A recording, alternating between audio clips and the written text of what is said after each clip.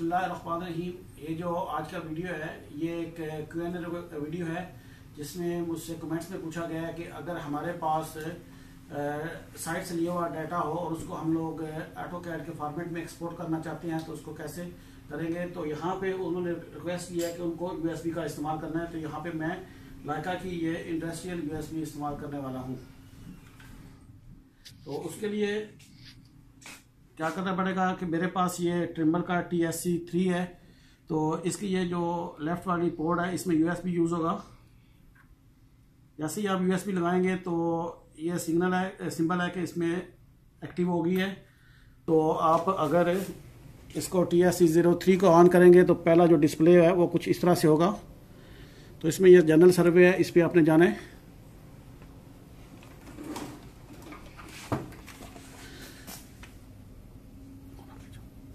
और उसके बाद जैसे ही आप आगे जनरल सर्वे में जाएंगे तो ये आपका ऊपर जॉब जो एक्टिव है वो नाम आ जाएगा। और अगर आपको कोई और जॉब ढूंढनी है तो उसके लिए आप ये जॉब्स के ऊपर क्लिक करेंगे, ओपन जॉब, और उसके बाद ये जितनी जॉब्स आपके पास है ये सारी आ जाएंगी। वो आप सिंपली सेलेक्ट करके ओके करेंगे तो वो जॉब आपकी ओके हो जाएगी। तो अब मुझे ये जॉब को एक्सपोर्ट करना है DX फॉर्मेट में जो मुझसे पूछा गया है। तो मैं क्या करूँगा कि मैं सिंपली दोबारा जॉब्स में जाता हूँ, इंपोर्ट एक्सपोर्ट। तो मैं इस पर क्लिक करता हूँ और यहाँ पे मेरे पास है एक्सपोर्ट फिक्स फॉर्मेट। इस पर क्लिक किया तो यहाँ पे ये ऑप्शंस मौजूद है कि कौन से फॉर्मेट में मुझे एक्सपोर्ट करना है। तो मुझसे पूछा गया ऑटोकैड में। तो ऑटोकैड के लिए यहाँ पे जो सबसे लास्ट में है वो DX फॉर्मेट है, ये यूज़ होता है। इसके अलावा बाकी ये टेक्स्ट और CS में हमें करना है तो ये फर्स्ट ऑप्शन है।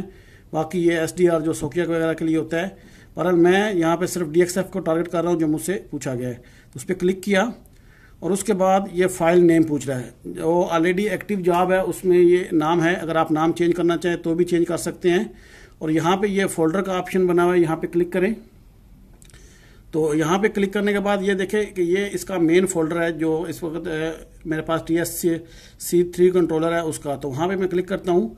उसके बाद ये तमाम उसके सब फोल्डर्स हैं और यहाँ पे आपको ये नज़र आ रहा है हार्ड डिस्क। ये हार्ड डिस्क जो फोल्डर है ये एक्चुअली USB को डिफाइन कर रहा है। तो मैं ये प्लस के ऊपर क्लिक करता हूँ तो यहाँ पे मेरे पास ये USB के अंदर जितने भी फोल्डर्स हैं वो सब मेरे सामने आ गए हैं। तो जिस फोल्डर में मैं चाहता हूँ उसमें मैं इसको एक्सपोर्ट कर, फॉर एग्जांपल मैं डाटा के अंदर जाता हूँ तो मैंने सिंपली उस पर क्लिक किया तो वो नीचे अगर आप देखें तो ये मेरे पास बोल रहा है कि DXF फाइल फॉर्मेट है वो ऑटोकैड 2007 में होगा। यहाँ पे क्लिक करके आप 2000 भी कर सकते हैं। यानी जितना आप लो वर्जन यूज़ करेंगे वो उतना ही वो आगे वाले नए वर्जन में ओपन हो सकेगा। लेकिन अगर हाई वर्जन यूज़ करेंगे तो वो नीचे वाले में यूज़ नहीं होगा। तो यहाँ पे ये फर्स्ट पेज है, यहाँ से आप तीसरा पेज करके इसको टिक मार्क कर लें। उसके बाद मैं वापस पहले पेज पे आता हूँ। सिंपली आपने करना क्या है कि आप एक्सेप्ट के ऊपर क्लिक करेंगे।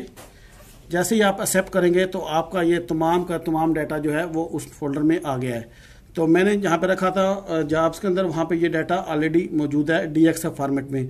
तो ये एक सिंपल सा क्वेश्चन था जो मुझसे पूछा गया है कि हम लोग अपने डाटे को कैसे ऑटोकैड में यूज़ कर सकते हैं।